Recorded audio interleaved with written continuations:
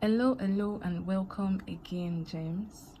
In this video we will be learning how to make the blouse. We will be putting all that we've learned into practice.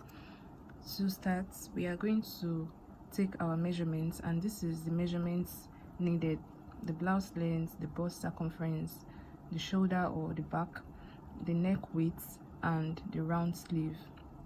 You have to measure your own appropriately and put the values here. Then the next thing you want to do is to divide the bust circumference by 2.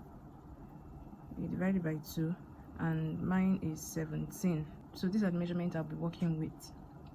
For my round sleeve, I can as well also divide by 2, because this 16 is for both the front and the back. So if I divide it by 2, I would have 8 inches. So the blouse is a simple blouse. We're just going to have 2 squares, and one will serve as the front and the other will serve as the back. We'll be joining the shoulders, so this opening here will be the neck. There will be an opening here for the neck. There will also be an opening here for the neck. Then this side will be the shoulder.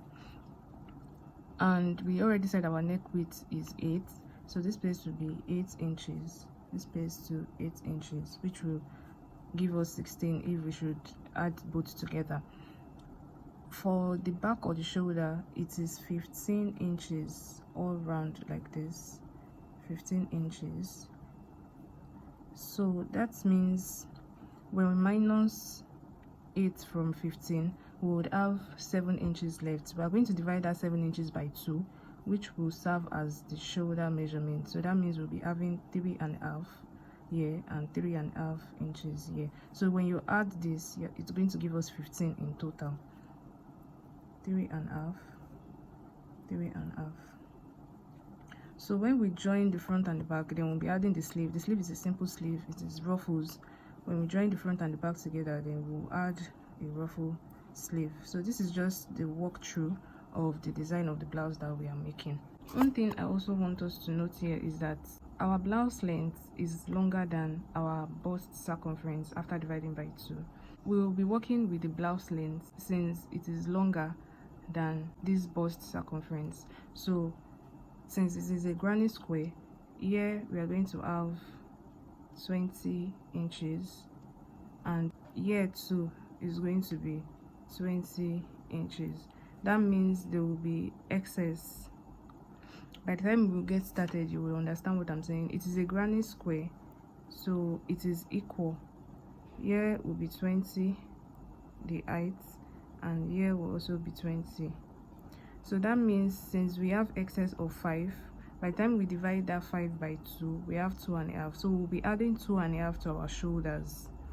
So that means our shoulders will be 6, 6, and 6. That is what is going to form like the sleeve, because it is going to drop downwards. For clarity's sake, let me explain it again.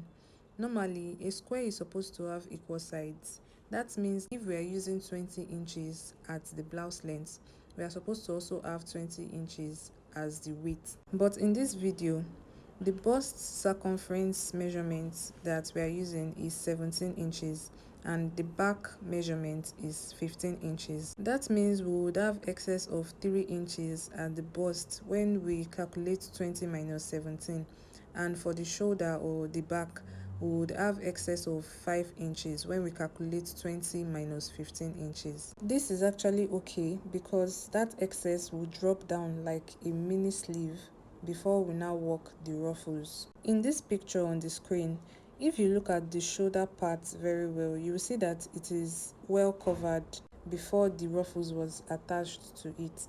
So it is not looking like it is an armless blouse before the ruffles. I hope you understand it now. You should also note that if your bust circumference measurement is more than your blouse length measurement, you will use your bust circumference measurement for your square. This is because if you use your blouse length measurement that is smaller than your bust circumference, it will not be able to accommodate your bust. So when working your square, you have to use the measurement that is bigger if it is your bust circumference in this case. I hope this is clear enough. If you have any question, you can always send it to the group and I'll explain better again.